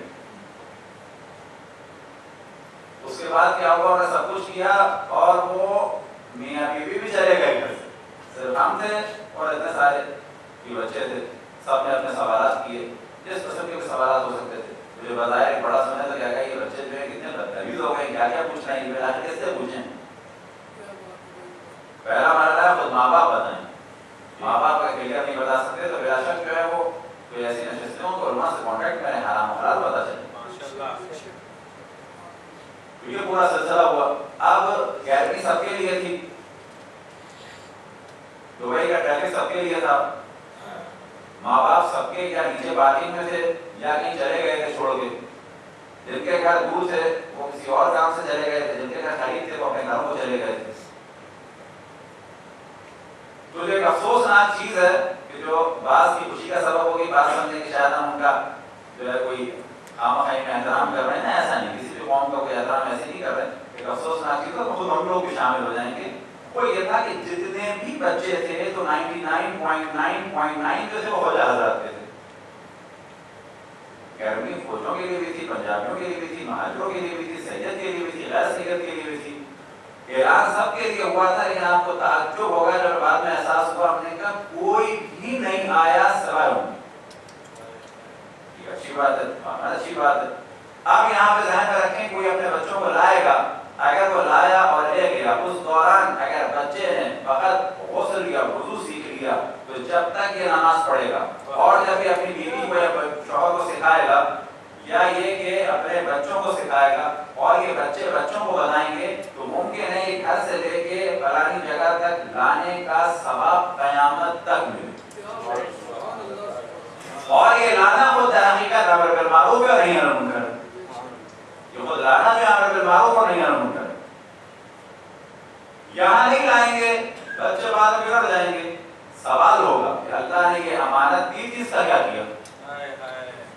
ایک بہترین قیمتی قسم کا کرسٹل ہے سمجھے آسٹریا کا یا بیلجیم کا, اس کو آپ لے کے گلیوں میں چل رہے ہیں, حفاظت نہیں کر رہے. ہر آدمی کہے گا کہ یہ ظلم کیا اس کرسٹل کے اوپر, اتنا نازک کرسٹل گلیوں میں لے کے چلنے کا تھا, اس کی حفاظت کا سلسلہ کیا تھا نہیں کیا تھا. اولاد اس سے زیادہ نازک, اس سے زیادہ قیمتی ہے, حساب ہوگا. کرسٹل کا حساب نہیں ہوگا, اولاد کا حساب ہوگا کہ اس خطرناک دور میں اس کا کچھ دفاع کیا کہ نہیں کیا, اس کی سیفٹی کا سلسلہ کیا کہ نہیں کیا, گاڑی کی انشورنس کی فکر تھی, اس کا پریمیم بھرنے کی فکر تھی, لیکن اولاد کو امام حسین کی راہ پہ چلانے کی فکر نہیں تھی. سبات میں محبت والا